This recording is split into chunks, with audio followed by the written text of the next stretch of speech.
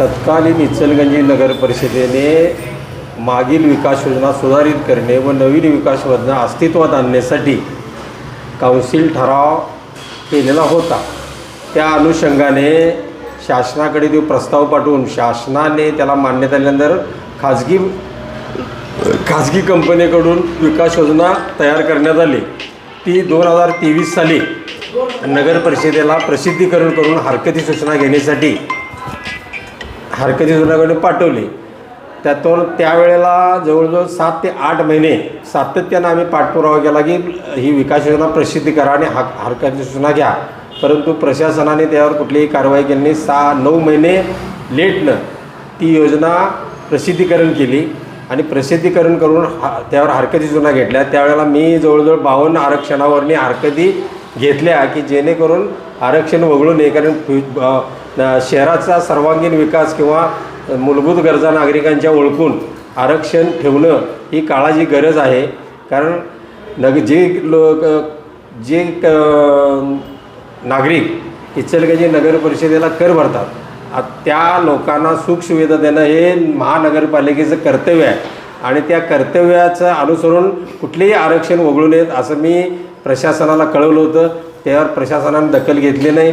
तसंच ही तुम्ही आता आरक्षण म्हणताय, हे नेमकं कशाचं आरक्षण आहे आणि कुठलं आरक्षण आहे नागरिकांना समजण्यासाठी थोडं स्पष्टीकरण देऊ शकाल तुम्ही? यामध्ये आरक्षण टाकताना खेळाची मैदानं, बगीचे, डिस्पेन्सरी असे वेगवेगळ्या पद्धतीचे आरक्षण टाकले जातात की MSCBचं असेल, पोलिसांच्या क्वार्टर्ससाठी असेल, महसूल खात्याच्या काही इमारती बांधण्यासाठी असेल, यासाठी ही आरक्षणं टाकली जातात जेणेकरून शासनाला नागरिकांना त्याचा लाभ व्हावा। परंतु यामध्ये मोठ्या प्रमाणात भ्रष्टाचार झाला आहे असं मला वाटतं। यासाठी मी वेळोवेळी प्रशासनाकडे चौकशी केली असता त्यांनी ते चालढकल करत आली। त्यामुळे मी ते नगररचना संचालक पुणे, लोकायुक्त मुंबई,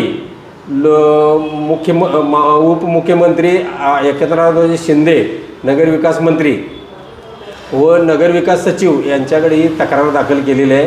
तुम्हाला वाटतंय भ्रष्टाचार झाला असं?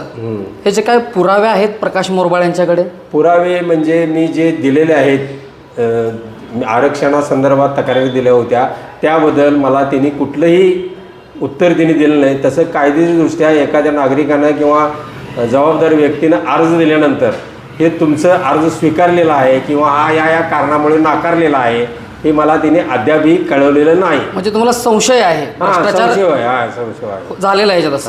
मग त्याच्यावर पुढची कारवाई काय असणार? पुढची कारवाई नगर संचालकाकडे मी संचालक नगररचना पुणे यांना कळवलेला आहे, त्यांनी तिची चौकशी करावी।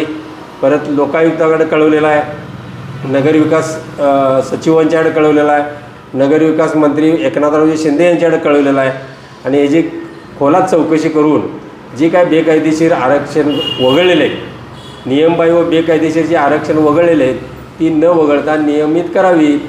कारण त्याला जी कारणं दिलेली आहेत ती मात्र कारणं दिलेली आहेत तिने, बिगर शेती झालेली आहे, लेआउट झालेला आहे म्हणून आम्ही आरक्षण वगळत आहे, हे कारण होऊ शकत नाही। प्रकाश मोरबाळे या संदर्भात कोर्टात जातील का काय? फक्त हे रान उठवून कुठंतरी सेटलमेंट करतील? सेटलमेंट करणारा हा प्रकाश मोरबाळे नाही आहे हे आपल्याला माहीत आहे। कुठल्याही पद्धतीचं सेटलमेंट माझ्याकडनं होत नाही आहे। ही शेवटपर्यंत ही लढाई लढत राहणार आहे जनतेसाठी आणि नगर संचालकांनी किंवा याच्यावर किंवा लोकायुक्ताने याच्यावर काही कारवाई नाही केली तर पुढचा मार्ग आपल्याला हायकोर्टात आहेच। त्यामुळं सेटलमेंट हा विषय माझ्या जीवनामध्ये कधीही नव्हता आणि नाही। चालेल, धन्यवाद। पाहत रहा वायरलेस मराठी। इचलकरंजीहून प्रवीण।